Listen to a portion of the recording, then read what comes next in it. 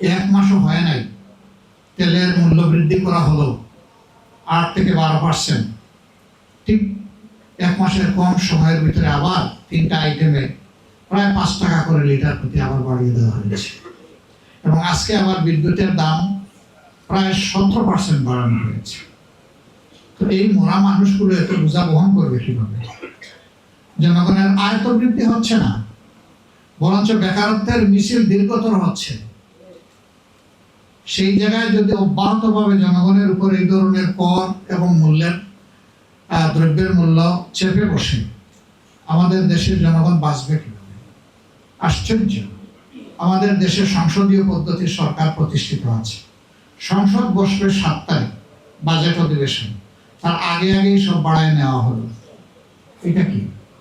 সংসদে আলোচনা করেন, আমরা আলোচনায় অংশ নেই, তারপরে যেটা যৌক্তিক জনগণ দেখবে সেটাই হবে। জনগণ বুঝতে পারবে সংকট কোথায়, বাস্তবতা কি।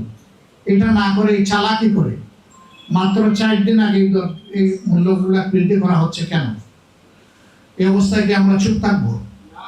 ফতনা হাজাগান পাঠ করবো না? এই অবস্থায় আমাদেরকে প্রতিবাদ করতে হবে। আমরা আগামীকালে সারা দেশব্যাপী এই সমস্ত জ্বালানির মূল্য বৃদ্ধি এবং তার কারণে অব্যাহত দ্রব্যমূল্য বৃদ্ধির প্রতিবাদে ইনশাআল্লাহ আমরা কর্মসূচি পালন করব। এই কর্মসূচি কোনো দলের নয়, এটি 18 কোটি মানুষের। আমরা দলের জন্য দাবি নিয়ে আসবো না রাস্তায়, আমরা জনগণের জন্য দাবি নিয়ে রাস্তায় আসবো ইনশাআল্লাহ। আজকেও সংসদে ওরিয়েন্টেশন প্রোগ্রাম ছিল, তো সরকারি পক্ষের একজন দায়িত্বশীল ব্যক্তি অনুরোধ করলেন যে আমরা যেন একটু সহনীয় অবস্থায় কর্মসূচি পালন করি। আমাদেরকে যদি আপনারা কর্মসূচি পালনের বাধ্য না করেন, সহনীয় কেন, আমরা কোনো কর্মসূচি পালন করব না। কিন্তু যদি বাধ্য করেন তাহলে সহনীয় বলে আমাদের ডিকশনারিতে কোনো শব্দ নাই। যা প্রয়োজন তা করা হবে ইনশাআল্লাহ। আমরা লড়ে যাব, মানুষের অধিকারের পক্ষে লড়ে যাব। আমরা দমবো না, আমরা থামবো না।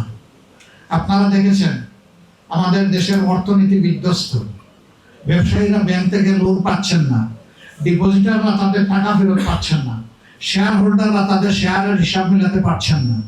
এই অবস্থায় আবার 6টি ব্যাংকের গ্রাহকদের কি অবস্থা? ইসলামী ব্যাংকে আবার দখল করার পায় তারা। এমন এক ব্যক্তিকে ইসলামী ব্যাংকের এখন বোর্ডের চেয়ারম্যান বানিয়ে দেওয়া হয়েছে, যিনি পালিয়ে গিয়েছিলেন, যিনি পরিত্যক্ত, যিনি ফ্যাসিস্টদের দূষণ, তাকে এনে এখন ইসলামী ব্যাংকের ঘাড়ের উপর বসিয়ে দেওয়া হয়েছে।